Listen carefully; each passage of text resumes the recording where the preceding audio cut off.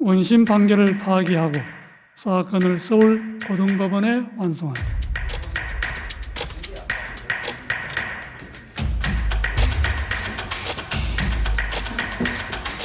결국 국민의 뜻이 가장 중요하다, 이 말씀을 드리겠습니다. 사법 쿠데타 조이대를 규탄한다! 10명이 어쨌든 이재명 후보에게 실질적으로는 유죄라는 확정이 난 거예요.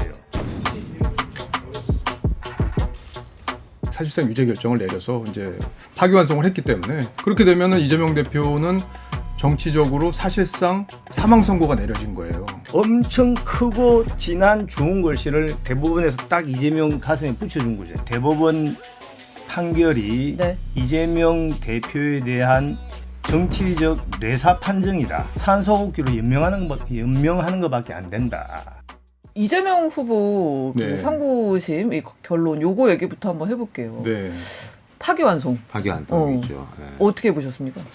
근데 뭐 이게 대법원이 이례적으로 재판을 신속하게 진행을 했고 결론을 낸 거잖아요. 네. 그렇기 때문에 파기환송이 될 거라는 생각은 많이들 했었어요. 특히 저희 당 의원님들은 대부분 이건 대법원이 파기환송을 하려고 생각을 하고 있구나. 아, 그랬어요? 예, 그리고 국민들이 어떤 큰 선택을 하기에 앞서서 대법원이 선택을 그동안 재판이 이게 9개월 만에 끝났어야 되는 건데 30개월이 지났잖아요. 항소심까지. 그걸 1개월 만에 이제 끝낸 거니까 네. 대법원이 어쨌든 국민들이 판단할 수 있는 그 상황은 만들어 놔야겠다라는 어떤 사명감 이런 걸 갖고 재판을 빨리 하지 않았나 그런 생각을 했어요. 저희 사실 또 많은 분들이 오히려 이재명 후보가 편히 대선 치르시라고 날개를 달아줄 거다 뭐 이런 예상도 사실 많이 했었는데 국민의힘 안에서는 그랬던 예, 거고. 근데 오늘 그 판결 내용에도 있지만 예. 그 법리적으로 이게 거짓말이라는 건 1, 2심이 똑같이 판단을 했어요. 그런데 이게 선거법 위반이냐 아니냐 여부를 놓고 1, 2심 판단이 바뀌었던 거잖아요. 아시다시피 대법관은요. 총 13명이 있고 네. 우리나라에서 가장 실력 있는 판사들이 모이는 곳입니다. 거기서 10명이 어쨌든 이재명 후보에게 네. 유죄 판결을 내린 거잖아요. 사실상 유죄 결정을 내려서 이제 파기환송을 했기 때문에 이제는 국민들이 그 결정 내용을 보시고 판단을 하실 거라고 믿고요. 저는 어쨌든 최종심이 대법원 결정이 파기환송심에도 귀속이 돼요. 그러니까 대법원이 돌려보냈다고 해서 항소심 재판부에서 그걸 마음대로 자기 마음대로 판단하는 게 아니기 때문에 네. 대법원의 뜻대로 존중해서 판단을 하게 됩니다. 특별한 사정 변경이 없는. 네. 그렇게 되면은 이재명 대표는 정치적으로 사실상 사망 선고가 내려진 거예요. 예, 왜냐하면 이제 선거법으로 100만 원 이상의 형이 확정이 되면은 이제 출마가 불가능하잖아요. 뭐 물론 이제 국민의힘 쪽에서는 그렇게 주장하실 예. 수는 있는데 뭐 대선 나가고 대통령 되는 데는 사실 그러니까 문제는 없는 시간상으로는 네. 문제가 없을 수 있죠. 근데 예. 그렇다면은 파기환송심에서 결론이 나서 형이 확정되면 대통령이 당선이 된다 하더라도 네. 다시 대통령 당선 자체가 무효가 돼요. 그럼 선거를 다시 해야 되거든요. 그건 이제 헌법 84조 가지고 논란이 네. 있는데 네. 헌법 84조에 대해서 헌재 사무처장이 분명히 얘기를 했습니다. 그거는 대통령에 당선되더라도 이 판결에 귀속이 된다. 이렇게 얘기를 했어요. 네. 국회에서 한 얘기입니다. 네. 예.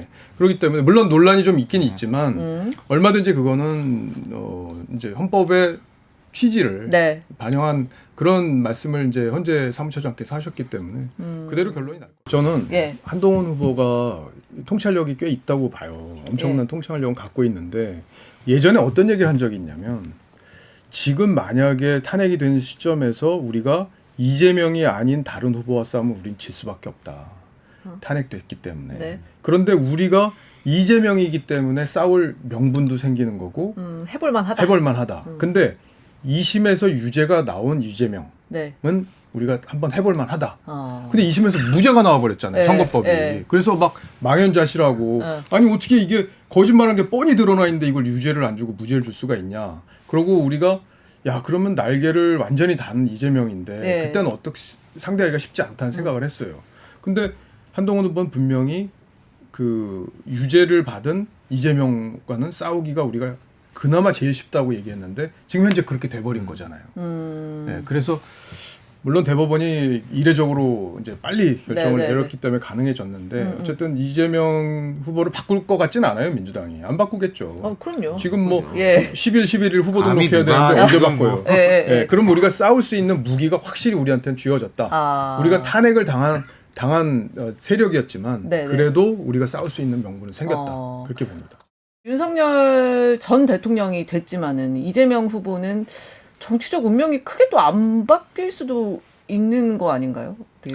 저는 예. 제가 아는 법적인 뭐 상식으로는 상당한 타격을 받을 거라고 봅니다. 한 방 맞은 건 분명하고. 아니 뭐 한 방 정도가 아니고 기본적으로 우리가 이제 저도 뭐 국회의원 선거도 나가고 한 이제 공직 후보자의 그 자격이라는 게 있지 않습니까? 네. 그 자격이 아주 엄격하다고 우리나라는. 네. 우리나라 뭐 나이도 이런 것도 있지만 나이가 몇 살 이상이다 이런 것도 있지만 법적인 자격 요건 그리고 벌금 100만 원 이상이 되면 상실이지 않습니까? 네, 네. 근데 오늘 판결은 기본적으로 1심 재판도 아니고 대법원이에요.